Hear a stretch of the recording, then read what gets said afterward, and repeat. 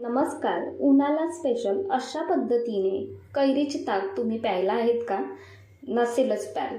चला तर लगेचच रेसिपीला सुरुवात करूया. तर इथे मी एका बाउलमध्ये 1 वाटी दही घेतले आहे. दही घेताना फ्रेश दही घ्यायचे. त्याच वाटीने अर्धी वाटी पाणी घालून हे बाजूला ठेवायचे. यामध्ये आपल्याला कैरी घालायची आहे, तर त्यासाठी इथे मी तोतापुरी कैरी घेतली आहे. कैरी घेताना आंबट कैरी घ्यायची नाही,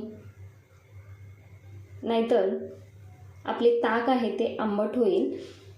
त्यानंतर कैरी स्वच्छ धुवून घेतली. त्यानंतर कैरी सोलून घ्यायची आणि कैरीचे तुकडे करून घ्यायचे. यातले जी बाट आहे ती काढून घेतली आणि छोटे छोटे तुकडे करून घेतले.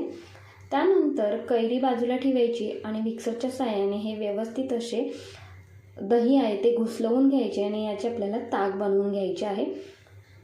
तर दहीसुद्धा बाजूला ठेवूया. मिक्सरच्या भांड्यामध्ये कैरी, पुदिना, मिरची, काळी मिरी, कोथिंबीर हे सर्व घालून घेतले आणि हे मिक्सरमधून बारीक वाटून घ्यायचे. त्यानंतर दहीमध्ये हे सर्व मिश्रण घालून घ्यायचे. पाणी लागेल तेवढे घालून घ्यायचे. काळे मीठ घालून घेतले, साधे मीठ घालून घ्यायचे आणि मिक्सरच्या साहाय्याने हे व्यवस्थित अशी घुसलवून घ्यायचे आहे. छान असे घुसलवून घ्यायचे आणि इथे मस्त असे आपले कैरीचे ताक तयार झालेले आहे.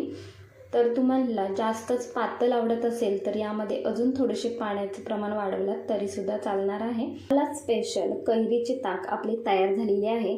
एकदा नक्कीच तुम्ही करून पहा आणि पूर्ण व्हिडिओ पाहण्यासाठी त्रिकोणी बटनावर क्लिक करा. धन्यवाद.